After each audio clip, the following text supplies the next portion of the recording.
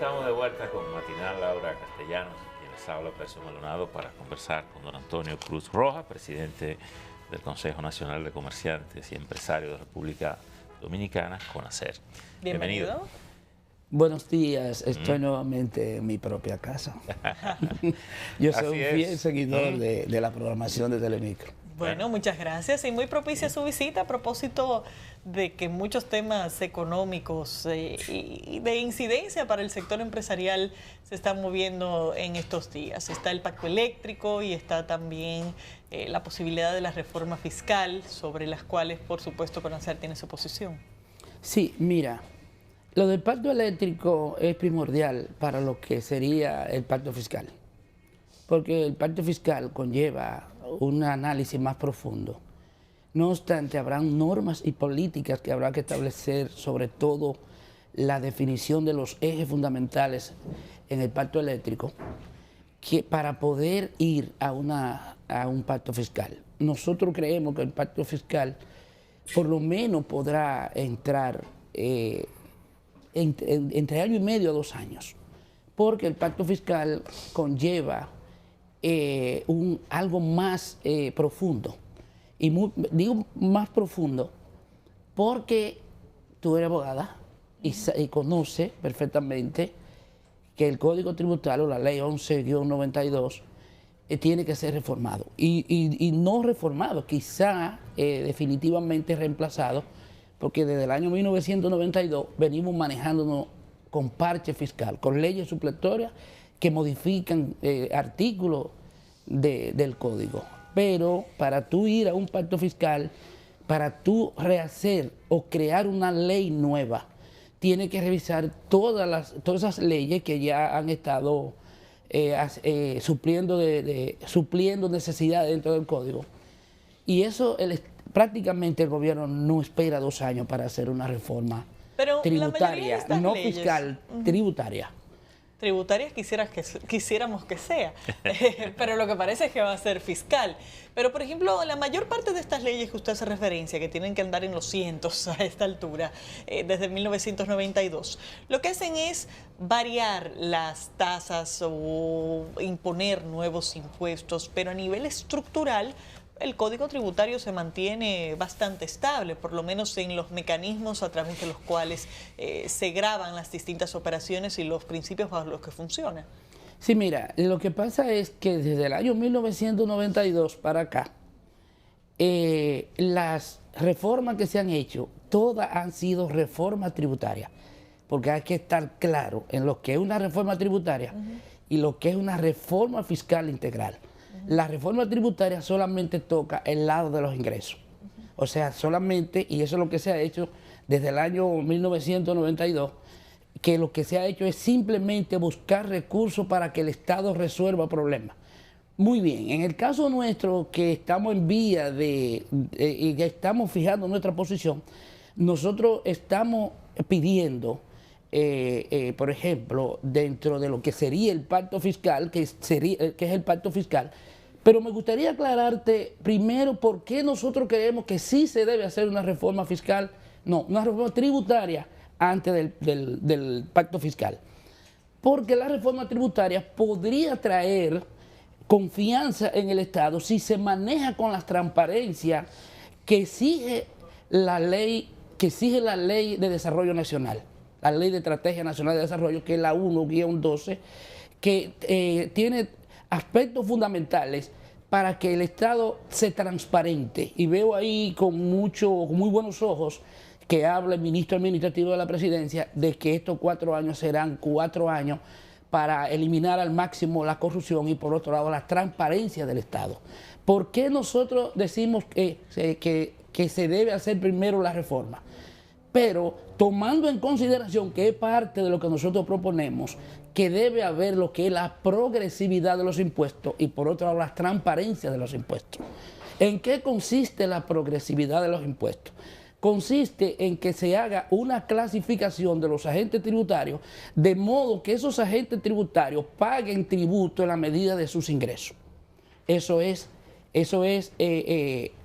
hacer progresar los ingresos. Pero eso funciona así para las personas físicas. Voy ahí. que no pasa lo mismo con las personas físicas, que es la parte que tiene que ver con la transparencia. ¿Qué tiene que ver? ¿En qué consiste la transparencia? En que las leyes de incentivo y las leyes que han sido creadas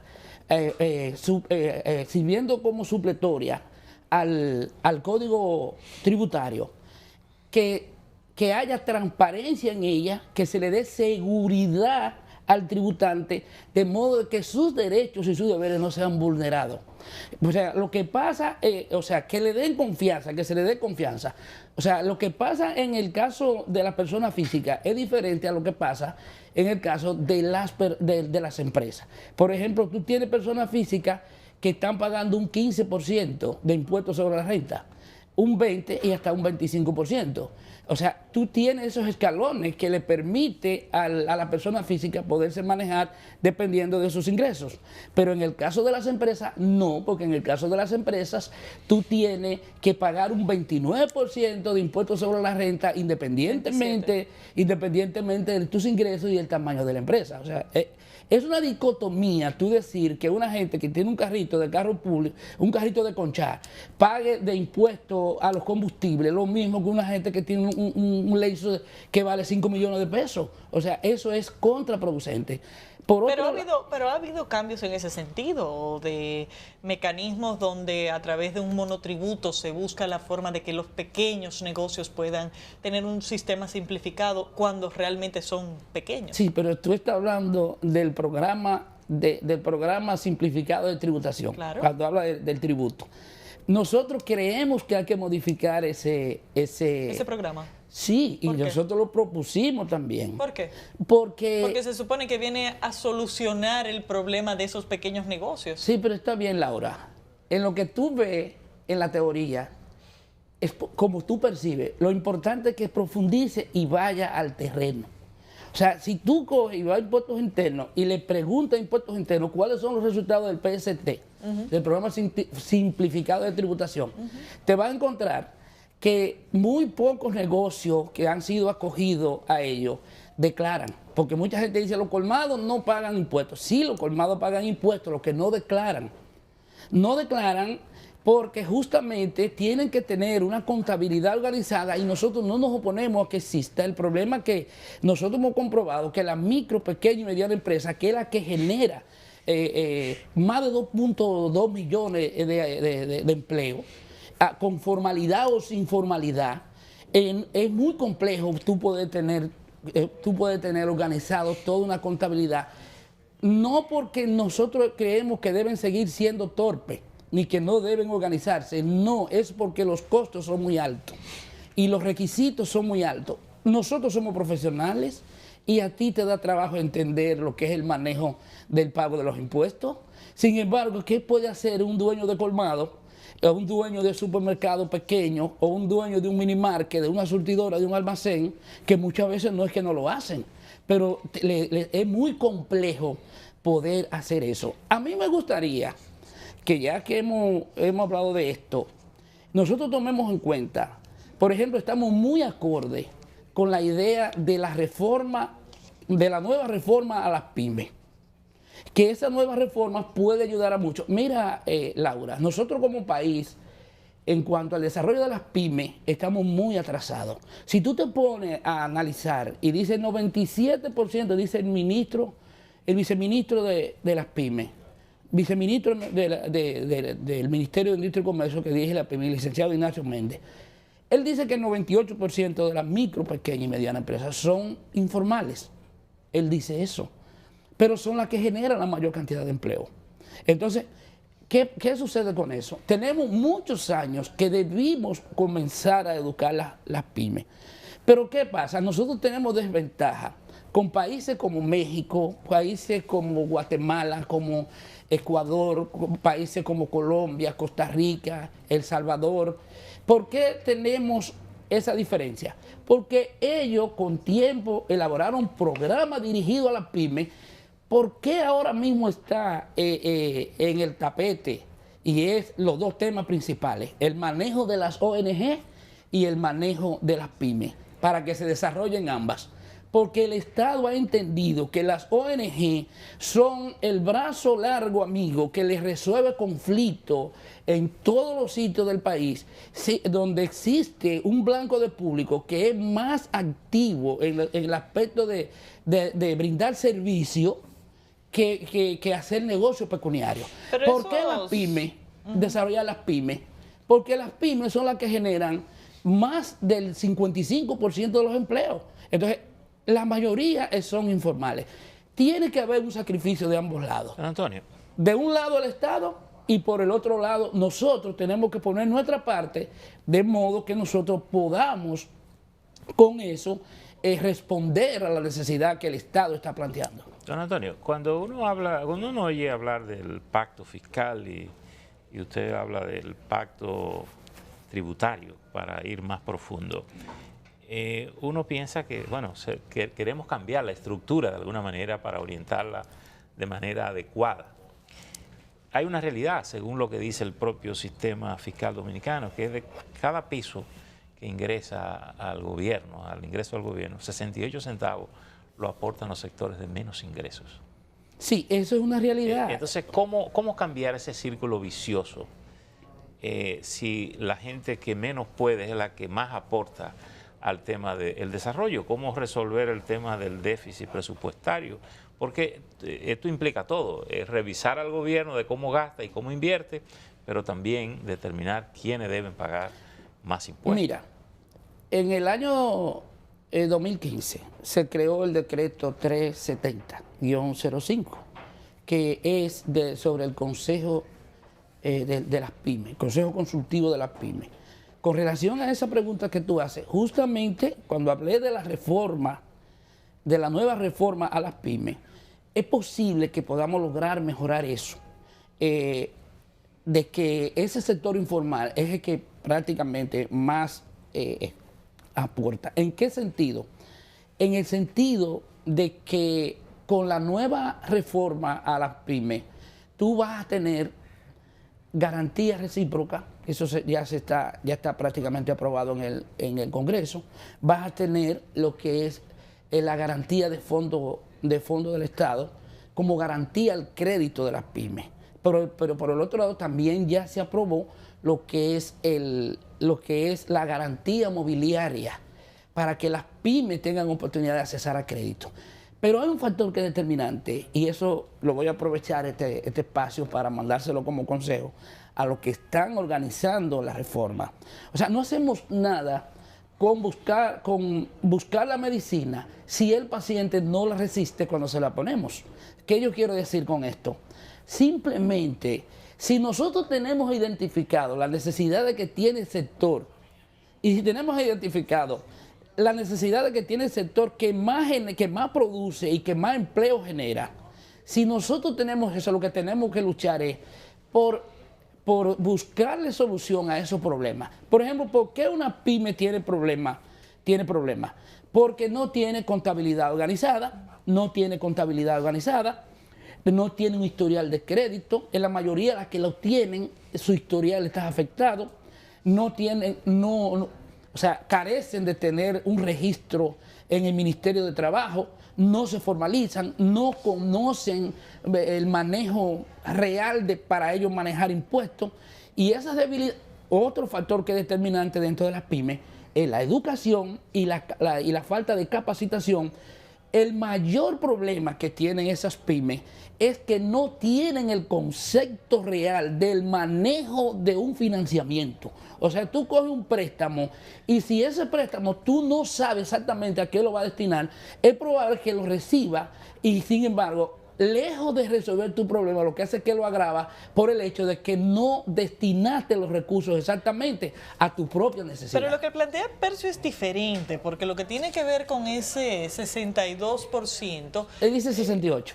68, perdón, con ese 68% es diferente al tema de las políticas que se necesitan para el desarrollo de las MIPYMES, que ahí incluye el tema del financiamiento. Esto tiene que ver con la estructura de los impuestos, con que es el ITEVIS el que genera la mayor parte de los aportes, un ITEVIS que paga finalmente el consumidor, incluyendo los más pobres del país. Por lo menos, y otra cosa es el cambio de estructura, porque la propuesta suya va en esa misma línea, reducir la carga fiscal a las empresas por el impuesto sobre la renta, cuando quienes tienen esta preocupación lo que proponen es lo contrario. Cuando ella habla del 68% del que menos paga, está hablando del consumidor final.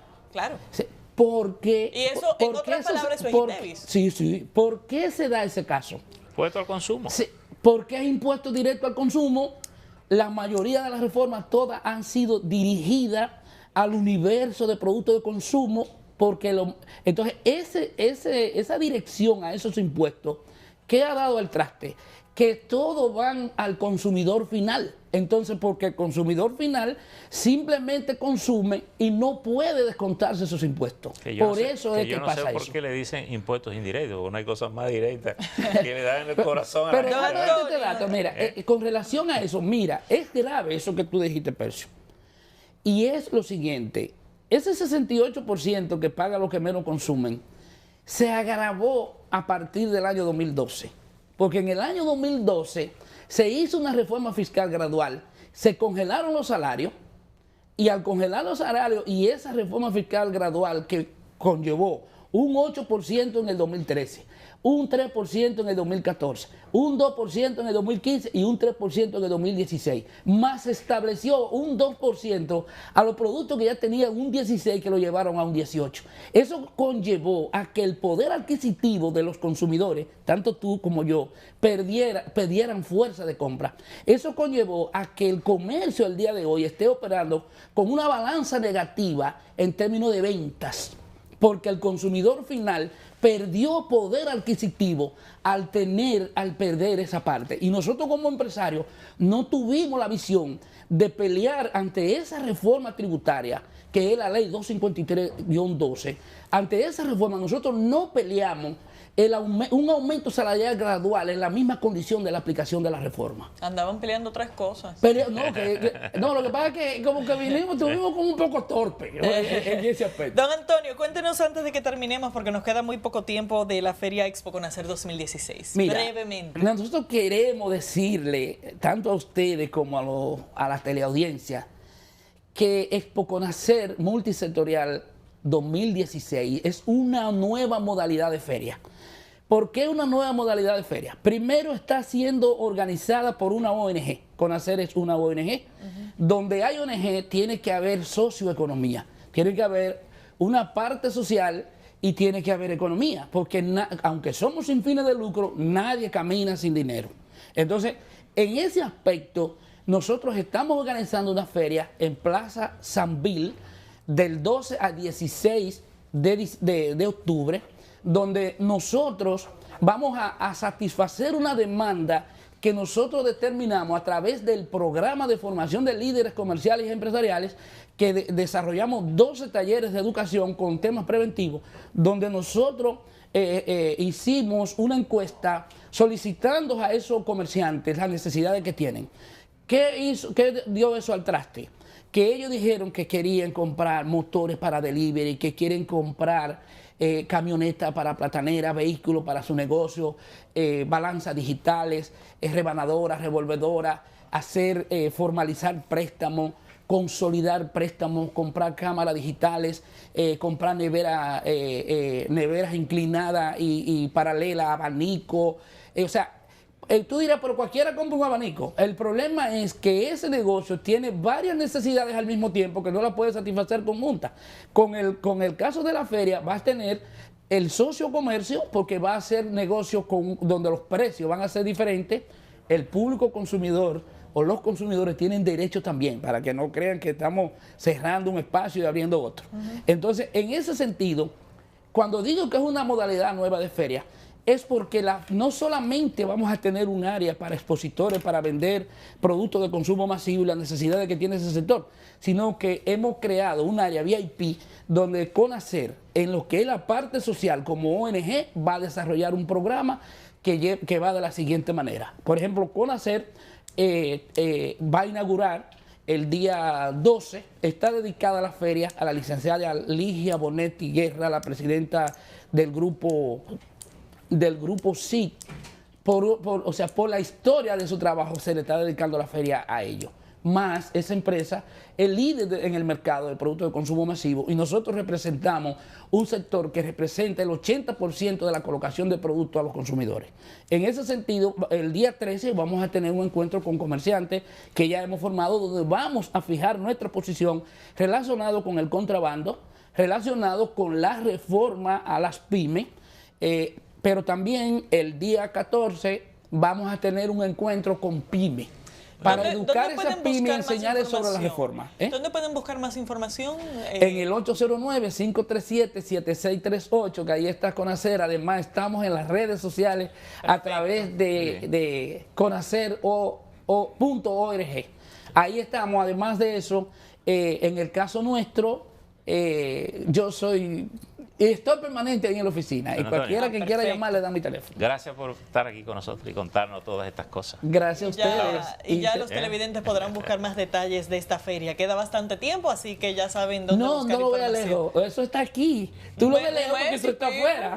Pero si tú tomas el programa y coges el programa... Es que organizarlo es otra cosa. Organizarlo es otra cosa. Está lejos para ti, pero está ahí para el que se quiera montar y el que quiera ir a la feria.